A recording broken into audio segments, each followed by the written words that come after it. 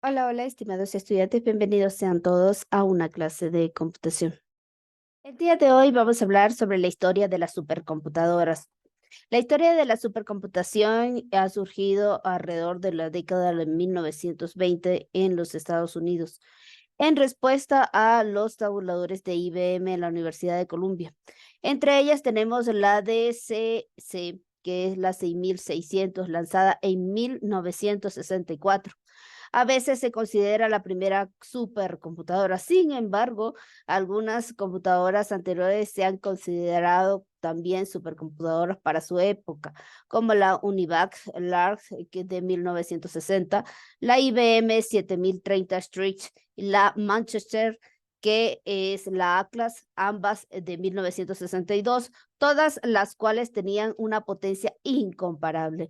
IBM Nord de 1954 también es una de las supercomputadoras, mientras que las supercomputadoras de la década de los 1980 usaban solo unos pocos procesadores y en la década de 1990 comenzaron a aparecer lo que son las máquinas con miles de procesadores tanto en Estados Unidos como en Japón, los cuales establecieron lo que fue un nuevo récord de rendimiento computacional.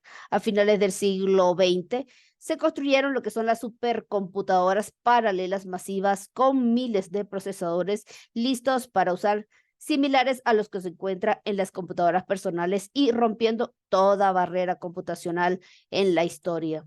Por supuesto, las supercomputadoras son tipos de computadoras diseñadas para procesar grandes cantidades de datos y realizar cálculos complejos a alta velocidad.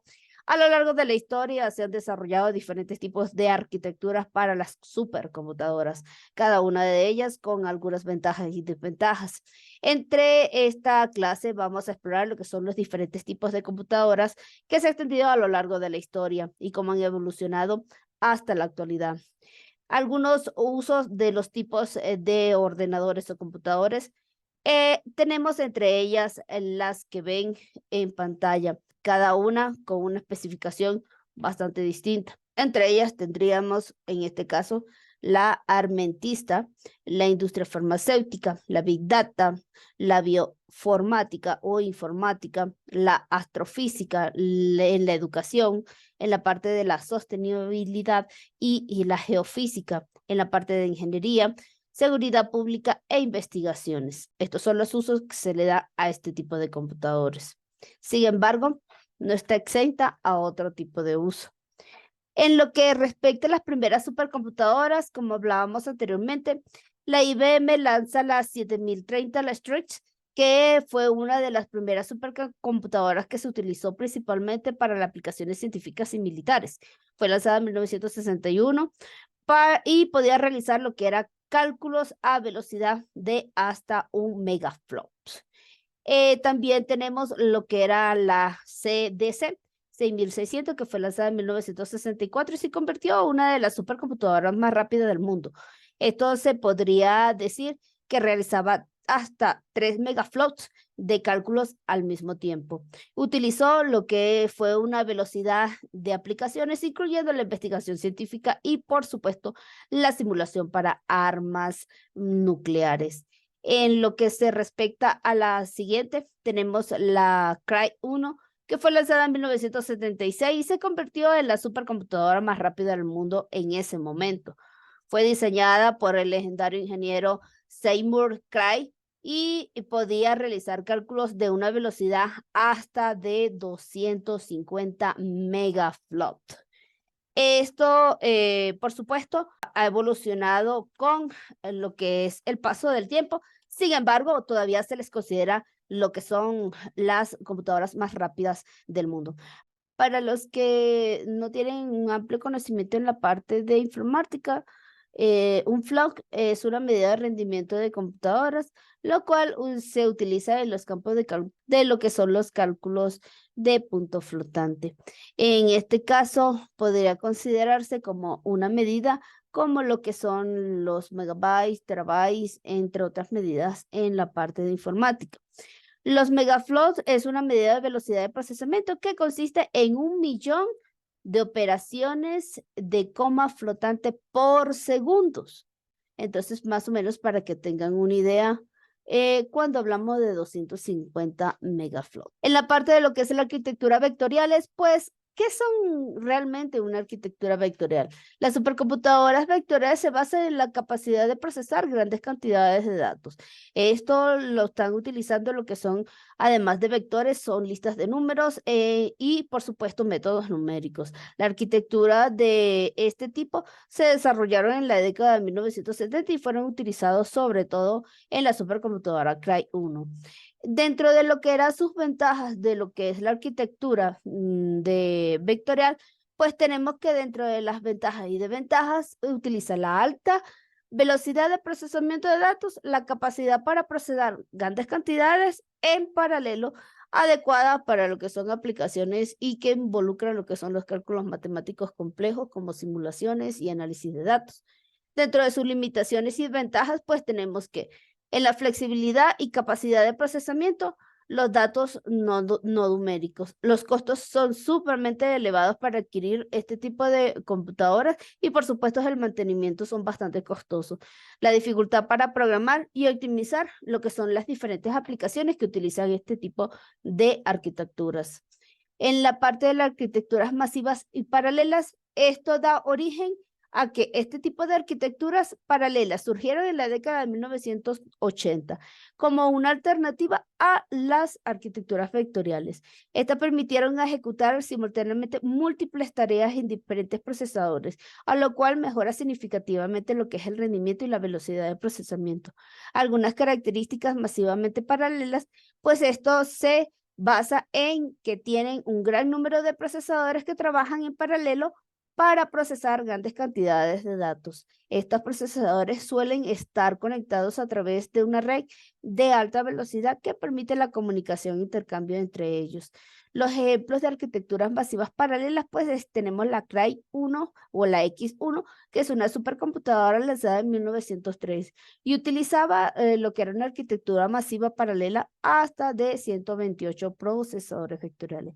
La IBM lanza lo que es la supercomputadora en el año 2004 y utilizaba una arquitectura masiva paralela con hasta 65.500 procesadores basados en PowerPC.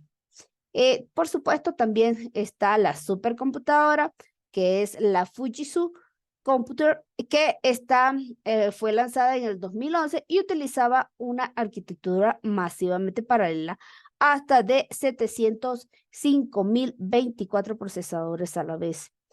Esto, sin embargo, le consideramos que en la actualidad se le considera la supercomputadora más rápida del mundo. Algunas arquitecturas de este tipo de supercomputadoras están basadas en los clústeres, que se define como supercomputadoras basadas compuesta por múltiples computadoras individuales conectadas entre sí para trabajar en una sola red, es decir, en una sola identidad o entidad. Cada computadora individual o nodo tiene su propio procesador y memoria, lo cual su comunicación la hace más eficiente y con una red de alta velocidad. Dentro de sus ventajas, lo que es la mayor capacidad de procesamiento a una sola vez, la escalabilidad para agregar más datos y, por supuesto, la mayor disponibilidad en el caso de que pudiera fallar. En el caso de arquitecturas basadas en CRIC, pues esto se basa en que son sistemas distribuidos que conectan múltiples computadoras independientes. Estas lo hacen para trabajar en conjunto como si fuera una sola. Los nodos de red pueden estar ubicados en diferentes lugares geográficos y estas se comunican a través de la red o redes privadas de Internet. Algunos ejemplos de estas de las supercomputadoras, pues tenemos que en el Reino Unido hay varias de ellas, lo cuales son utilizadas principalmente para aplicaciones científicas de investigación y, por supuesto, en la parte física de las partículas, como en la biología, la molecular. En lo que son las supercomputadoras actuales, tenemos arquitecturas híbridas, las cuales se utilizan con la combinación de arquitecturas vectoriales masivamente paralelas y basadas en clústeres para maximizar lo que es el rendimiento y la eficiencia energética de las supercomputadoras. Los procesadores de alto rendimiento, estos actuales están siendo utilizados por procesadores de alto rendimiento como los procesadores de Intel Xeon, que también tienen los procesadores AMD para lograr lo que es una alta velocidad extremadamente rígida y rápidas.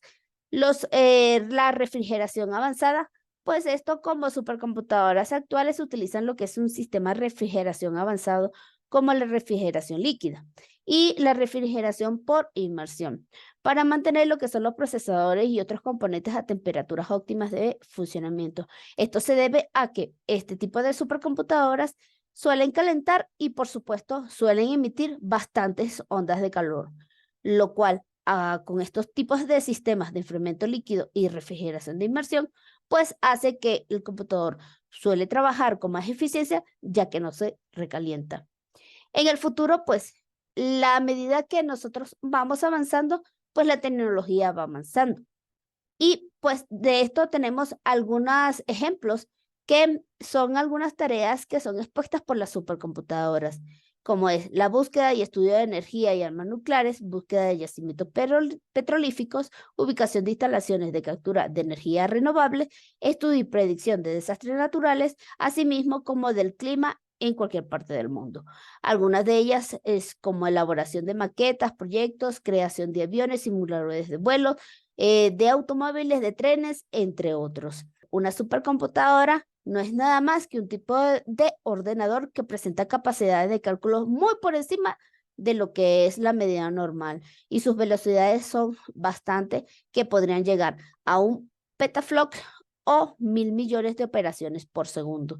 De eso estamos hablando que están diseñadas para procesar en segundo miles de millones de datos, lo cual es mediante lo que son estadísticas, pues nos sirve para predecir, por ejemplo, un tsunami, buscar planetas, entre otras. En la actualidad existen 10 supercomputadoras, las cuales podemos ver en pantalla como la supercomputer Fugaku, la SUMIC, la supercomputadora Sierra, entre otras que estamos viendo en pantalla. La Fugaku, que es el ordenador más potente del mundo, este es sin lugar a duda el ordenador con ciertas capacidades. Está diseñado por los japoneses provenientes del Centro de Ciencias Computacional de Japón de Kobe. Sigue encabezando en lo que es la lista en el 2020 como una de las computadoras más veloces del mundo. Y por supuesto, al momento del SUMIC, ella puede producir 415 petaflops de velocidad, aunque su velocidad es de 442 petaflops. Esta máquina suele sobrepasar lo que es los 1.000 petaflops, que esto podría equivaler a miles de millones de procesamientos a la vez.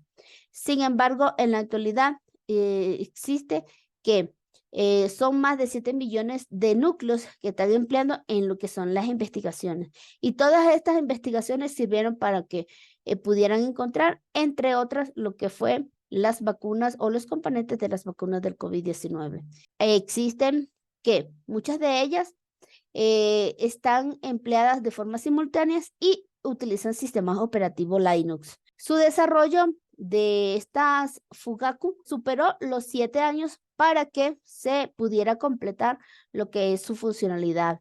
Dentro de las funcionalidades de las supercomputadoras tenemos velocidad de procesamiento, miles de usuarios a la vez, sus tamaños requieren instalaciones con aire acondicionados industriales, tiene dificultad de uso porque solo son especialistas los que pueden utilizarlas. En lo que es a nivel de clientes usuales, tiene grandes concentraciones de clientes.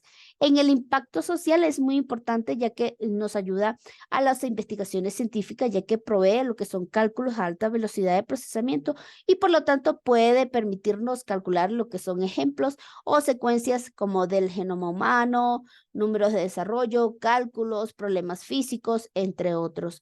En la parte de lo que es el hardware, pues principalmente son bastante grandes, lo cual ocupan bastantes espacios. En lo que respecta a las memorias RAM, pues tienen sus capacidades. En la actualidad existen muchos tipos de supercomputadoras. A lo largo de la historia han evolucionado desde las primeras como la UNIVAC hasta las actuales que son las supercomputadoras como la IBM SUMIC, que cada arquitectura ha tenido sus ventajas y desventajas y han sido utilizadas para diferentes propósitos, desde la simulación de hechos físicos, así como el análisis de grandes cantidades de datos. Sin embargo, cada una de ellas nos deja lo que es una historia sorprendente, ya que a través de ella, pues hemos podido mejorar, no solo a nivel tecnológico, sino a nivel científico, ya que a través de este tipo de computadoras se pueden obtener grandes cantidades de datos al mismo tiempo. Esperando que le haya gustado este tema, nos vemos en una próxima clase. No olvide darle like al video y suscribirse al canal. Bye bye.